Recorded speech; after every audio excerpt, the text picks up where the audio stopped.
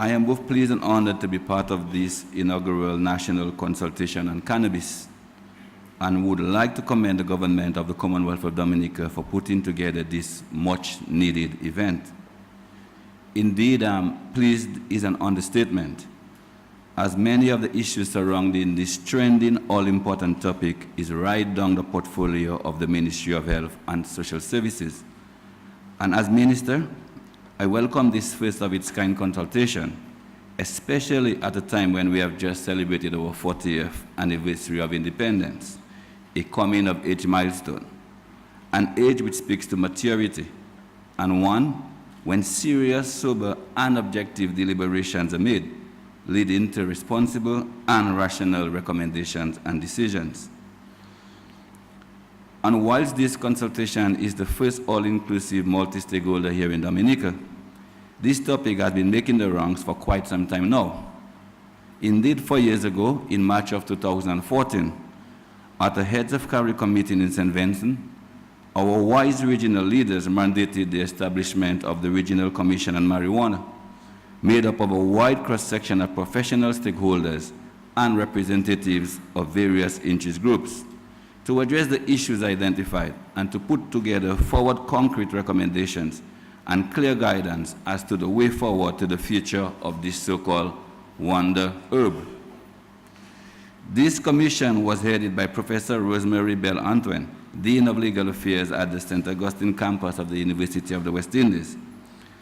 The objective of this commission was, amongst others, to conduct rigorous inquiries into the social, health, and legal issues surrounding cannabis sativa, more commonly referred to, of course, marijuana, ganja, kaya sensimilla, and of course, many, many other names. Unfortunately, the advent of Hurricane Maria last year impeded the visit of the entire commission to Dominica, but they have since presented their report and recommendations.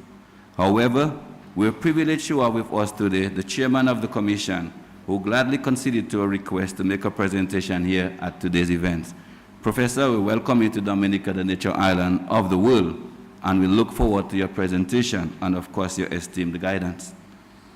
Ladies and gentlemen, recent research-driven evidence on the medicinal properties and use of marijuana, especially in the treatment of chronic pain management and neurological disorders, cannot, and I repeat, cannot be ignored, and I dare say must be a central part of the ongoing discussions.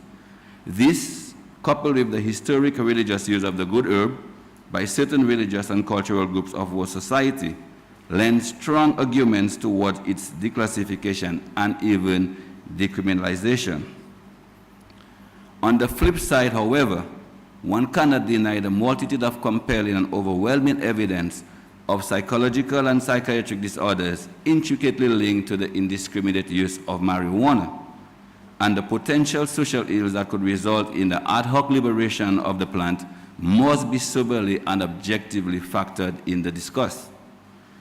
Reiterating the strong arguments posed above, we all can agree that the need for this national discussion on this all-important issue is indeed very, very timely.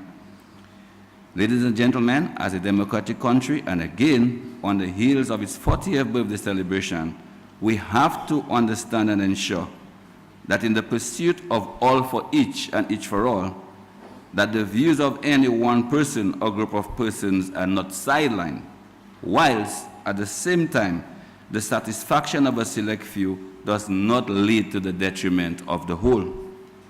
And in doing so, we have to put systems in place to ensure that whilst individual religious and cultural rights are recognized, we protect each and every one of our citizens, especially the most vulnerable, and in this case, our children, who would instinctively go with the flow, resulting in a new uncontrollable wave of health and social ills.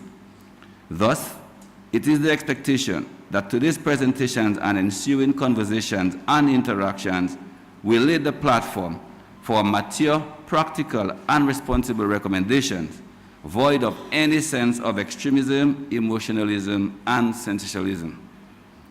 Recommendations which will factor in the realities of a small island developing state like ours, with still developing health, legal, and social systems. Ladies and gentlemen, friends all, in closing, please permit me to share a quote from two separate songs by two Jamaican reggae superstars, Beenie Man and Tony Rebel. And I quote, "Since he was found upon King Solomon's grave, if he burned since Emilia, me could never be freed."